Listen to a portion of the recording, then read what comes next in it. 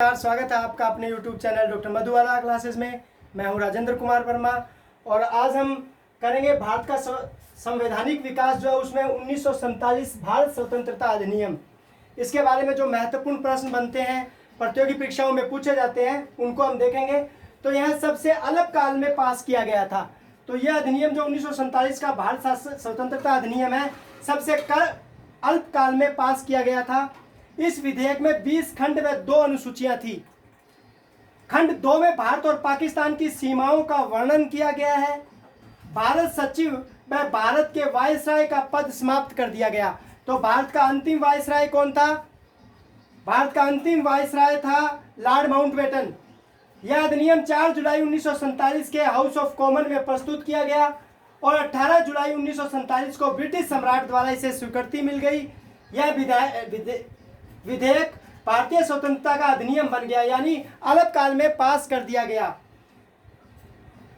Mountbatten योजना के तहत भारत पाकिस्तान का विभाजन किया गया। वायसराय के पद को समाप्त कर गवर्नर जनरल का पद सृजित कर दिया गया। स्वतंत्र भारत का प्रथम गवर्नर जनरल जो था लॉर्ड माउंटबेटन था और अंतिम वायसराय था। स्वतंत्र भारत का प्रथम भारतीय गवर्नर जनरल जो है वह अंतिम गवर्नर जनरल सी राजगोपालाचारी थे। और उस समय जब 1947 में भारत स्वतंत्रता अधिनियम पास किया गया तब ब्रिटिश पीएम जो है क्लेमेंट एटली थे। तो हमने इस विधेयक से संबंधित अधिनियम से संबंधित कुछ महत्वपूर्ण बातों को देखा कि यह अल्पकाल में पास किया गया था, अर्थात 4 जुलाई 1947 को हाउस ऑफ कॉमन में जाता है और उसके बाद 18 जुलाई 1947 को ब्रिटिश सम्राट द्वारा इसे स्वीकृति मिल जाती है और 15 अगस्त 1947 को अधिनियम लागू कर दिया जाता है। माउंटबेटन योजना के तहत भारत और पाकिस्तान का विभाजन किया जाता है। कई बार ये क्वेश्चन पूछा जा चुका है। माउंटबेटन जो है वो भारत का अंतिम वायसराय था और इसके अलावा वायसराय के पद को समाप्त कर दिया गया, भारत सचिव के पद को समाप्त कर दिया गया।